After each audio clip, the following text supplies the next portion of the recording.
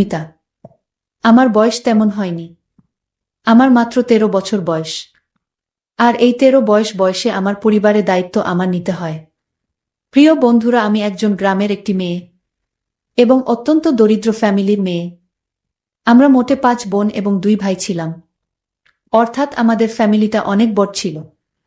কিন্তু আমরা দরিদ্র ফ্যামিলি ছিলাম। আর আমি সবার বড় বোন ছিলাম। বড় হলে কি হবে, আমার বয়সটাও তেমন হয়নি। কিন্তু কিছু করার নেই।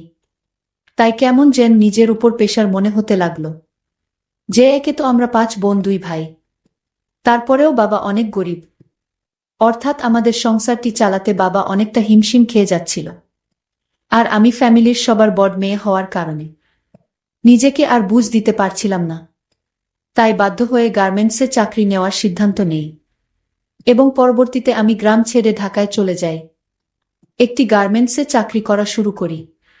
আর ওই গার্মেন্টসের একটি সুপারভাইজারের সাথে আমার খুব সুসম্পর্ক গড়ে ওঠে।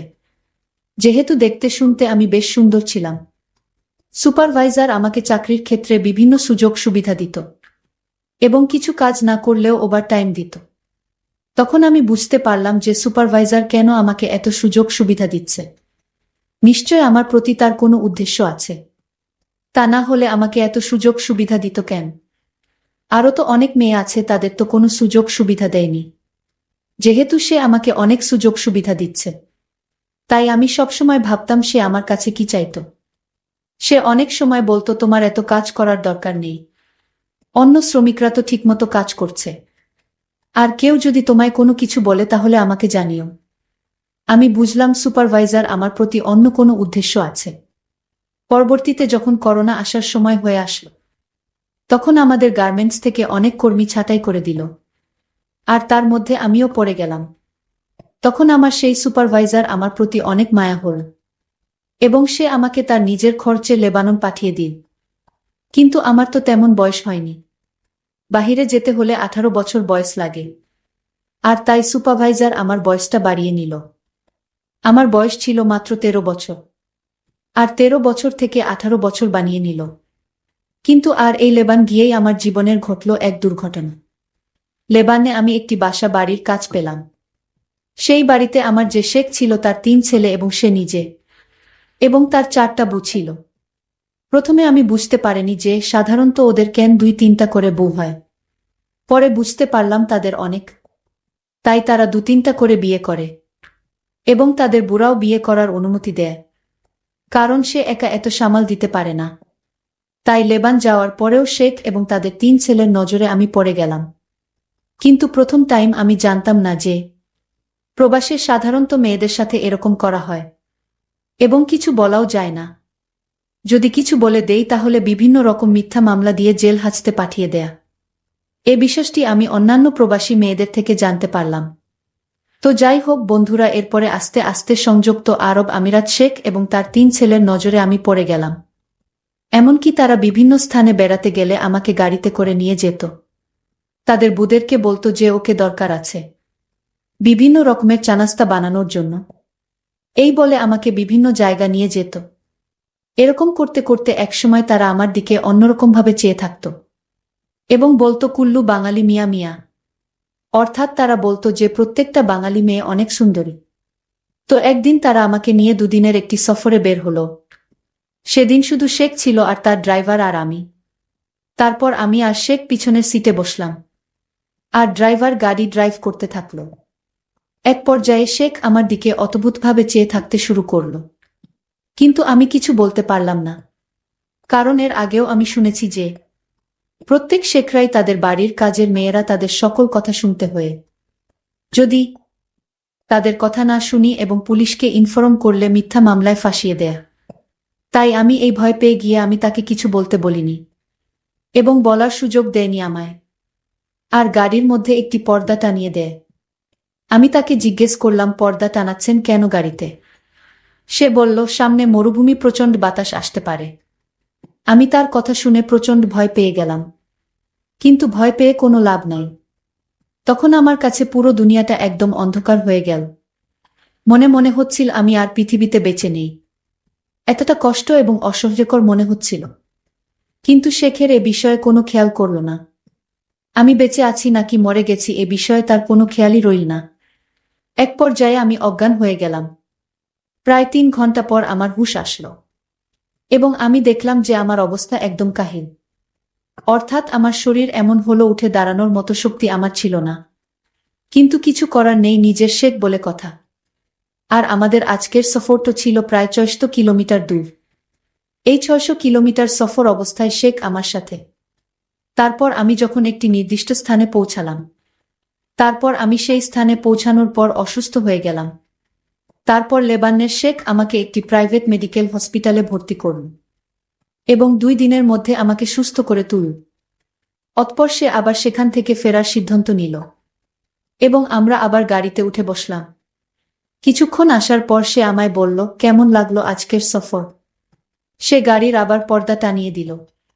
তখন আমি শেখকে অনেক অনুরোধ করে বললাম, আপনি পর্দা টানালে আমার ভয় করে। আমি তার অনেক হাতে পায়ে ধরলাম, কিন্তু সে কোনোভাবে আমার কোনো কথা মানল না। সে বল, দেখো তুমি এখানে চাকরি করতে এসেছ, তাই আমরা তোমাকে যেভাবে বলি সেইভাবে তোমার চলতে হবে এবং সকল কথা রাখতে হবে। আমি বুঝতে পারলাম শেখ আমার কথা রাখবে না। তারা যা বলে তাই মানতে হয়। তারা বলে সেখানে চাকরি করতে গেলে তাদের এটাই নিয়ম। এভাবে আমরা বাড়িতে আবার চলে আসলাম। কিন্তু বাড়িতে আসার পরও কোনো রেহাই পেলাম না, কারণ শেখের 3 ছেলেকে দেখে আমার অনেক ভয় লাগত। সেই 3 ছেলের কোনো কাজকর্ম ছিল না, শুধু বাসায় বসে থাকত, টিভি দেখতে আর আড্ডা মারত। আর তার বাবার বড় বিজনেস ছিল। বাবা সারাদিন সে বিজনেসে সময় দিত। প্রিয় বন্ধুরা, যখনই তার বাবা দিনের বেলায় তার ব্যবসার স্থানে চলে যেত, আর আমায় তখন বলতো, এই বাঙালি আমাদের 3 ভাইয়ের কথা রাখতে হবে। আর বলতো, যদি বাবাকে কিছু বলিস তাহলে তোর চাকরি চলে যাবে। কিন্তু তারপরেও কিছু করার ছিল না, কারণ আমি দেশে চলেও আসতে পারবো না। দেশে গিয়ে কি করব? কারণ আমি দরিদ্র ফ্যামিলির। বাড়িতে গেলে আমি আরও আমার পরিবারের বোঝা হয়ে দাঁড়াবো। তাই যাতে পরিবারের বোঝা না হয়, এজন্যই আমি চাকরি করতে চাই।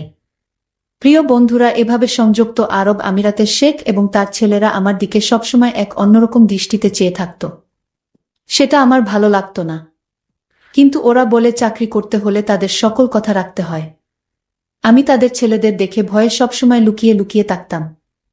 আমি বাসার সকল কাজকর্ম করে রাতে যখন রুমে শুতে গেলাম, আমার 2 দিনের জার্নিতে আমার শরীর অনেক দুর্বল ছিল, তাছাড়া অজ্ঞান অবস্থায় 3 দিন ছিলাম। কিন্তু শেখদের কোনো টাকা পয়সার অভাব ছিল না। যাই হোক, আমি রাতে প্রচণ্ড মাথা ব্যথা হচ্ছিল। আমি মাথার ব্যথায় যখন শব্দ করতে লাগলাম, তখন শেখের ছেলে আমার রুমে আসলো আর আমায় বলল, তুই কি বেশি অসুস্থ? আমি বললাম, আমি অনেক অসুস্থ। আমার প্রচণ্ড মাথা ব্যথা হচ্ছে। আমি তাকে বললাম, আপনাকে দেখলে আমার ভয় লাগে। আপনি চলে যান রুম থেকে। আপনি রুমে থাকলে আমি আরও বেশি অসুস্থ হয়ে যাব। শেখের ছেলে আমার মুখে এরকম কথা শুনে রাগান্বিত হয়ে গেল। আমায় বলল, আমার বাড়িতে থেকে চাকরি করিস? তুই একটা চাকরানি হয়ে আমার ঘর থেকে আমাকে রুম থেকে বাহির হতে বলছিস? তোর সাহস তো কম না। আমি শেখের ছেলের কথা শুনে ভয় পেয়ে গেলাম। আমি শেখের ছেলেকে বললাম, আমার ভুল হয়ে গেছে। আমি আসলে মাথা ব্যথায় আমার কোনো হুঁশ ছিল না, আর তাই মুখে কি হতে কি বলে ফেললাম। আপনি কিছু মনে করবেন না, আমি আপনার কাছে ভুল স্বীকার করছি। শেখের ছেলে তখন আমায় বলল, ঠিক আছে, আমি তোকে এ বাড়িতে রাখবো, কিন্তু আমার কিছু নিয়ম আছে আর সেই নিয়ম তোর পালন করতে হবে। আমি তাকে বলেছিলাম, আপনার সকল নিয়ম আমি অক্ষরে অক্ষরে পালন করব। তাও আপনি আমায় এই চাকরি থেকে বহিষ্কার করবেন না। শেখের ছেলে তখন আমায় বলল, ঠিক আছে, আর রাত 12টা বাজলে আমার রুমে কিছু কাজ পড়ে আছে, সেগুলো তোর করতে হবে। আমি তখন শেখের ছেলেকে বললাম, দেখুন, আজ আমি অসুস্থ, কাল আপনার রুমের সকল কাজ করে দিব। সে তখন আরো রাগান্বিত হয়ে বলল, আমি বলছি, আজই আমার রুমে প্রচুর কাজ পড়ে আছে, সেগুলো এখনই তোর করতে হবে। মনে মনে চিন্তা করলাম, কেন তাকে রুম থেকে বের হতে বললাম? নিজের বিপদ নিজেই ডেকে এনেছি। আমি আরো একবার তাকে অনুরোধ করলাম, আজ আমার শরীরটা ভালো না, মাথা ব্যথা করছে। তখন সে বলল, আমার রুমে মাথা ব্যথার ওষুধ আছে, খাওয়ার সাথে সাথে ভালো হয়ে যাবে। এখন ঘড়িতে 11:30 বাজে। আমি আমার রুমে ওয়াট করছি। তোকে যেন 30 মিনিট পর আমার রুমে দেখি। আমি শেখের কথা শুনে বললাম, ঠিক আছে, আপনি যান, আমি আসতেছি। তারপর যখন রাত 12টা বাজলো আমি ভয়ে ভয়ে তার রুমে গেলাম। আর মনে মনে চিন্তা করতে লাগলাম, আজ কপালে কি আছে কে জানে। যাই হোক, শেখের ছেলের রুমে গেলাম।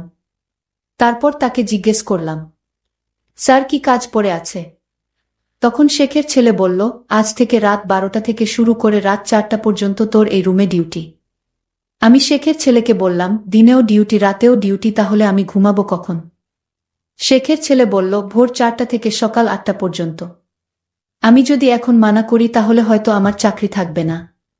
আর তাই তার এই নতুন নিয়ম মেনে নেওয়া ছাড়া আমার কোনো উপায় ছিল না। আমি তখন শেখের ছেলেকে জিজ্ঞেস করলাম, আপনার রুমে রাত 12টার সময় কি করতে হবে? তখন সে বলল, আমি যদি তোকে বলি তুই শুয়ে থাক তাহলে তুই চুপ করে শুয়ে থাকবি, কোনো কথা বলতে পারবি না। আমি শেখের ছেলেকে বললাম, শুয়ে থাকলে কি আমার ডিউটি হবে? সে বলল, শুয়ে থাকার পর আমি তোকে যা আদেশ করি তাই তোর পালন করতে হবে। আমি আমতা আমতা করে বললাম, ঠিক আছে, আপনি যা বলবেন তাই হবে। তবে আজ আমি অনেক অসুস্থ, আজকের রাতটা আমার রুমে আমায় ঘুমাতে দিন, কাল থেকে আমি আপনার রুমের দায়িত্ব পালন করব।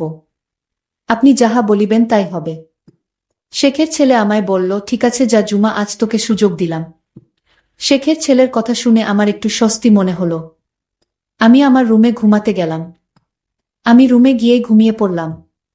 এরপর আমার সাথে যা ঘটেছিল তাতে আমার বেঁচে থাকার ইচ্ছাটাই হারিয়ে ফেলেছি। বন্ধুরা, বিদ্যুতের সংকটের কারণে আজ সম্পূর্ণ গল্পটি শেষ করতে পারিনি।